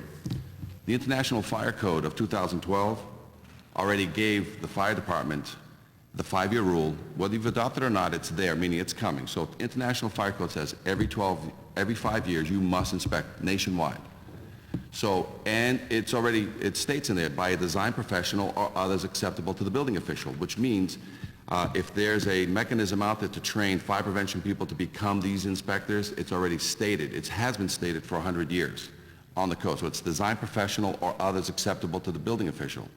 So that means a design professional could show up at your building official and he's a wood guy, an engineer on wood, and your city official can say, I know you're a registered design professional, but I don't accept you. I want this to be something even higher. So there is, but there's another code, and we work with checklists. So the codes, all they need for enforcement is a checklist. We talked about this at every class. If you go online, and it's too bad they took that down, if you just type on YouTube, Fire Escape Seminar, you're going to see 50-plus classes discussing this issue all over the country. I've taught from Seattle to San Diego, Chicago to Texas, from Maine to Florida. So all these classes already exist out there. And again, we did one at the Liberty chapter last year in May 2013, and it's online. It's free for review. And also PennBach just 2-3 weeks ago. Now PennBach, Pennsylvania Building Officials, they brought us in because there was a tragedy here in Philadelphia. So you have tragedies that have happened all over the country. So just since January, you guys may be aware or not, but somebody also died in Colorado Springs. A worker fell because a fire escape collapsed and it almost decapitated him. A fireman in Chicago fell to his death when the ladder let loose. You guys had a fire here that somebody fell to the ground. I've been an expert witness in many cases where they've brought me in where students have fell to the ground and didn't get killed, but the lawsuits ensued. People have fallen 5 stories when the fire escapes were missing pieces and they've fallen. So I'm an expert witness in a lot of tragedy. So, but if you look on the back here, This is what happened in Boston in 1973. This woman and her niece and a fireman, the fire escape collapsed on a 4-story building, and this is sort of like Rittenhouse Square. Right now, this is Back Bay. Back Bay, you can't buy a building there for less than $1 million. But back then, when this collapsed, the fireman saved himself with one hand. The woman died, and the niece fell on her, but all the rest of the steel that fell on her. So in 73, they had a code, the International Building Code, which they still have today, and the code is there. It said, you must maintain your fire escapes at all times. There was no 5-year rule. So immediately after this death, they instituted the 5-year rule. So can you do something? The answer is yes. Ordinances, if you can't wait for the state to sort of adopt things that are out there, a lot of times, like Seattle did. Seattle created, when they brought me in, because 4 people almost fell to their death, they brought us in, and what do they have? And you guys talked about that. Tags on all fire escapes. You go to Seattle, you go to Tacoma, you go to Portland, they all have to have a tag. It's a 3 to 5 year process so the firemen running down the alleyway, we teach in class all the time. In case of fire, don't use the fire escape as the motto of all your firemen. So why don't we just put that sticker on everybody's window so all the tenants can have the same thing. Say, hey, unless you're gonna die, don't use this fire escape. So the firemen know not to use these things, but the tenants are not told, and that's because there was a collapse in people getting these things under. So they make it mandatory to put a tag. So once a fire escape is evaluated, it gets a yellow tag if it needs repair. It gets a red tag if it's not in service, and they usually close the building. But it's a third-party white tag that gets put on it. So in the middle of the night, our firemen running down the alleyway with the ability to get on the fire escape and save somebody within 3 to 5 minutes, because that's where the smoke kills everybody. He looks up, he sees a white tag that's permanently attached to the fire escape, 7 to 10 feet off the ground. It's white, and it says it has no deficiencies. He's not going to wait for a ladder. He's not going to ask for a truck to show up. He's going to run up this thing. So that's what Seattle did. Tacoma's doing. Portland, Oregon is doing. But it didn't happen overnight, guys. We got all kinds of resistance. We got all kinds of things. But again, by being there, the tags, the confidence test, this is a problem that has actually started with the officials 50 to 75 years ago. They wrote scrape and paint violations 50 to 75 years ago. So when Joe homeowner and Joe commercial owner got this violation, he says, I just got a violation because I had an inspector that was doing his job, and he says, that doesn't look so hot, it's full of rust. So 50 to 75 years ago, they said, oh, let me call Joe the painter. So Joe the painter came down and says, hey, I got this 5-story, how much to paint it? He said, $5,000. Oh, by the way, there's a couple of falling treads there that you should get fixed before, I don't want my guys to get hurt. He said, okay. So he calls John the iron worker to come down. Hey, John, I need you to fix that tread so that I can have Bob the painter paint it. The iron worker says, well, I can paint it too after I fix it, because he wants this guy's money. So all of a sudden he goes up and says, it's not just those 2 treads. My guy, we got brackets that are pulling out. I got this, I got that, and I got this other thing. I need $15,000 to fix this thing. So the homeowner is now holding a violation in his hand that clearly states, scrape it and paint it. And there was no re-inspection process. So the owner says, okay, Bob is 5, John is 15.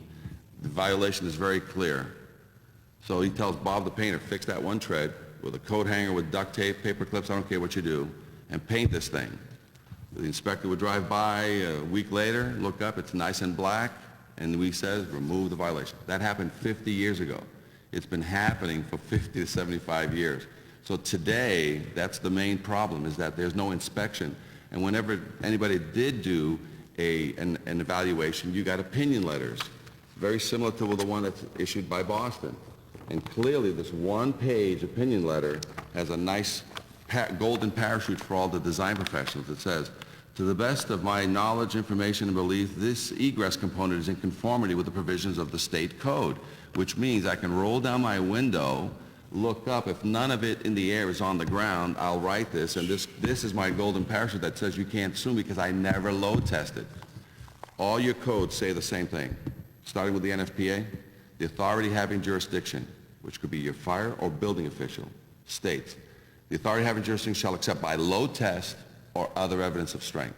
Other evidence of strength usually means that you refurbish the whole thing, then there is no load test. So this is not a load test push all across the country. This is more of a refurbishment, because load tests are very expensive, and I can share costs with you for inspections, load tests, activities. But it's really about that. It's the fact that there's been a breakdown of an activity that people are not reinforcing these what we teach in the class now. Every inspector writes evaluate, repair, test. Those three statements on any violation, whether it comes from a fire official or building official, already triggers what needs to happen. Evaluation by who? Design professional or others acceptable to the building official. What's repair mean? You got to get a licensed guy to repair the fire escape. Under whose direction? The city official? No. Under the direction of the design professional who's going to give you a repair criteria. And then it says test. It says, what's test mean? It's all the codes say test or certify. Testing means load testing, 100 pounds per square foot. That's 3,000 pounds of sandbags, water. It's a $3,000 to $5,000 per platform kind of cost out there. But it says, or other satisfactory evidence, meaning you don't have to load test a fire escape. After it's been refurbished, there is no load test. And the average cycle that we recommend out there in the nation is that you don't have to load test for another 15 to 25 years. You still have your 5-year cycle of inspection, but because you refurbished, you reset the clock on your fire escape that used to have square head bolts, rivets. Now they have, fasteners in there that are brand new. The average life of a fastener is 15 to 25 years if you keep maintaining it. So as long as you keep painting the thing, it'll last indefinitely. In 25 years, the load test question may come up again. What do you do as an owner? You take all the fasteners out again and you reset the clock. So every state has run through what you're doing right now, and a lot of it can be just communications with fire prevention and say, for example, my best guy is Stu White, who suffered through this for 10 years at fire prevention. But the crowning part of that, it was at the end, the state changed the code to accept tags. The state has a confidence test that's mandatory, a checklist type, no more opinions, yes, no questionnaires. So if I may, I'll just say that IFC 2012 says that the 5-year rule is there. Design professional or others acceptable to the building official. You must evaluate, test, or certify.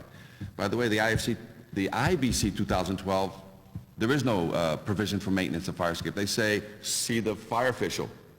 Your code here, 4604.17.5, it says the fire code official is authorized to require testing or other satisfactory evidence. So it's not even building department that they can trigger a load test, but it says in your code, it's the fire official can basically, if he's not satisfied with what's there, he can order a load test on a fire escape. And if you don't mind, I'll just mention that a couple of things that I had. So another one that's going to be very good for L&I, OSHA 1910.37.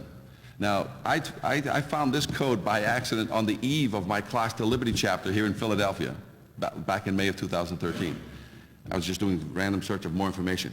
The code, the OSHA code states that no building under renovation, alteration, or modification can be utilized without having two means of egress. So that means that if you have an internal and another internal egress, you're good.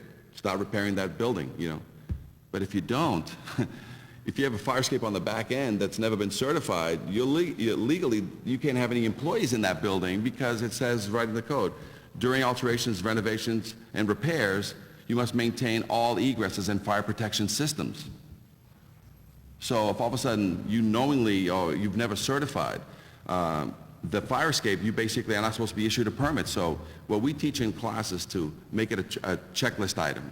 So after Boston's, what we were in 1973 was this tragedy.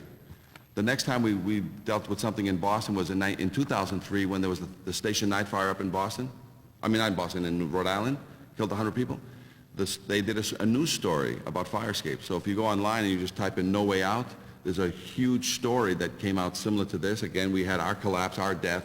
And basically now Boston, building department, to close a permit, you must have a copy of the certification. They don't order one, they want a copy of one. So if you're going to close the permit, we recommend that it's at the beginning of the process that you must have a certification in order to be issued a permit. Housing department, we taught the HUD, all the housing up there. Now, in order for you to have your building rented to HUD, you must have a copy of the certification. They don't order one, they ask for a copy. These are all triggers. You just make it a checklist item. We also recommend that the fire prevention on the smoke detector sign off. All they need now is a copy of the certification. If there isn't one, it's not necessarily that you stop the process. You can still sign off on the smoke. It triggers a violation that somebody who is getting a certification sign off didn't have a certification. So it'll be resolved in 30 days. So we have all these triggers that already exist. We even have tax letters that go out from the city officials. So we sent a lot of this information and we can provide you. But it's all in here of other people's activities, because somebody else has suffered the way you're suffering right now. And the last thing we don't need is a second collapse and a second death. But everything that's out there that needs to be done has already been done once. And I'll just, some of the states that you want to model is Seattle, Tacoma, Oregon, Los Angeles has a checklist item that we finally provided to them. And if you want to know if there's anybody out there licensing, right now Boston has a G3 license that lets me sign off on fire escapes. So I've been signing for the past 15 plus years on Harvard University's 375 fire escapes. So can somebody else do it? Yes. In LA, I have a Reg 4 license that lets me certify fire escape assemblies. Now, I'm under fire protection over there, and they license in the state. So if you want to copy somebody, Regulation 4 in Los Angeles, they regulate everybody in fire protection. You got to pay $1,000 to get the license. It renews every 3 years. There's a 100-question test, and not just on fire escapes, sprinklers, alarms, and so I have to hold a license that basically I have to go meet with a fire official. I have to pass my test. I have to answer questions, and then I have to go out with him and do a physical inspection so that I could prove to him that I know what I'm doing on a fire escape inspection. So there's stuff out there that you all just need to do is copy and paste. The state of Oregon, with that change for the state, it's online. Fire escape issues, state of Oregon. They'll tell you even how to scrape and paint the fire escape and what paint to use, what bolts to use. So everything is kind of out there. We can just sort of feed it to you, filter it out and say, okay, here's what we recommend. So since this tragedy, I just taught a class in Atlantic City just a week or so ago. I taught a class in Richmond, Virginia because of you guys. I just taught a class to all the associations in New Jersey. I teach through Kane University a 6-hour continuing ed course on this stuff because it is important, but believe it or not, as it comes out, then there's some pushback, some stopping that happens, people worried about costs, but it's been ignored for 50 to 75 years, so it's not if the next person is going to fall and die in a fire escape, it's when and where. So just in January, Philadelphia, Colorado Springs, Chicago, and this is not including all the collapses out there that nobody reports, because usually they only hit the news when somebody dies. You know what I'm saying? So we have represented nationwide. A firefighter here in New York City fell through a fire escape while saving a woman and a child. And he won a case because he sued the owner for it wasn't a work-related injury. The case settled because he was going after the owner because it was negligence on the owner for not maintaining his fire escapes for over 25 years. And they won the case. They settled simply because that's the case. Are people getting out there hurt on fire escapes that are bad, or are people ignoring? It's a little bit of everybody. Fire officials, building officials, owners, tenants. But if we make this a trigger, a checklist item, a lot of this will happen automatically. You don't have to change codes. You don't have to change laws. But sadly, sometimes you do have to do some ordinances to say, you know what, Seattle didn't wait for the tags to go to the state. They just said, in our city, we want tags. In our cities, we want a confidence test. And that's what it was. It was an amendment to the fire code. They just made it an ordinance. In some cities where the building department is running, they go through the council and they make it that in Philadelphia, we want a tag on every fire escape. We want the 5-year rule. So instead of waiting for national codes to finally wash down and come down, like they said, you can do some local ordinances and just sort of copycat some other places out there or some other cities.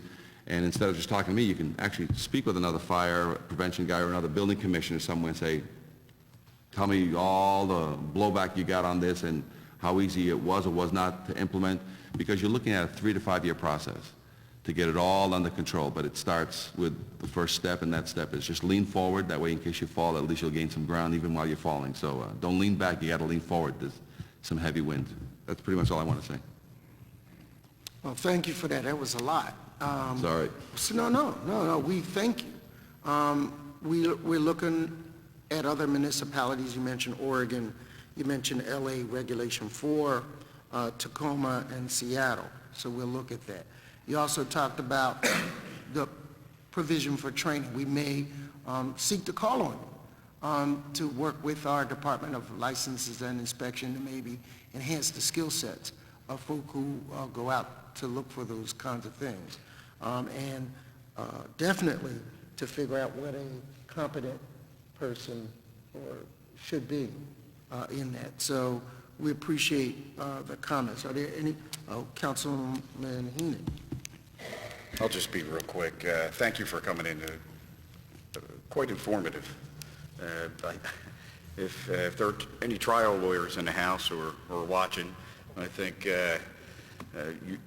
you'll be giving out plenty of cards, all right, because you're one heck of a expert witness, and rightfully so. So, I mean, you had mentioned, you know, when you look at codes and you look at some of the initiatives, you touched them on all. San Fran, Oregon, Seattle. You know, I mean, Oregon is like the standard for licenses and codes now. I mean, there's a code and license for everything. All right. I mean, there's some things around here that I fully don't understand. I mean, you need to have a license to.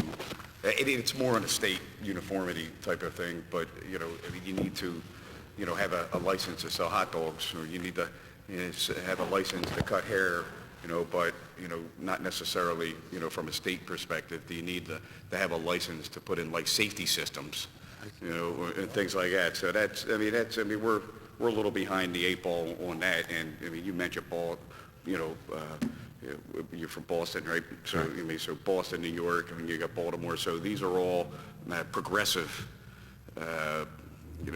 cities or states that recognize that we need to have high-quality inspections and accountabilities. And it comes down to training. I mean, we went through it with the unfortunate tragedy here. I mean, who's trained? Who's trained here in the city? Well, why aren't they trained in the things that we do? So you hit on a lot of things, so I appreciate you coming in here, and I think we're certainly going to go back and take what you said with everybody else and see where we compare and see what our inadequacies are and see where we could do better and how we do that responsibly. So I'll be visiting that site that you have there where that book is, you know, because that's interesting. Thank you. Are there any other questions for this witness? Seeing none, thank you again. If I might just say, if some of these details are discussed in length, so if you do go online and you type in Farscape Seminar PennBach, that was the latest one that we did, because the Liberty Chapter, we didn't have a death in that at the time, but the one that we did for PennBach, so Farscape Seminar PennBach, we spent about 4 to 5 hours discussing all the issues with about, I think we had about 40 or 50 inspectors in the class for PennBach. And we covered those very issues, so you can just actually watch. It's free. You don't have to, sign up for anything. It's all online. It's on a YouTube channel, so you just type in Seminar PennBach, and all the other classes that we taught in Oregon are there. But the PennBach one will discuss the tragedies, and it discussed the interrelationship now between fire prevention, building department, housing, and even the health inspector. So we go at length inspecting how these people are now going to be interconnected, because they're all going to trigger everything back. If this was an international fire code state, it would basically, all those people would be triggering names back to the fire prevention group to basically, issue violations because somebody was missing something during a checklist item, pulling a permit, signing off on a smoke detector. So there's 4 hours of great back and forth communication with slides at that PennBach class, because they did that class because of you guys, because of what occurred here. So a lot of great information is there. Thank you.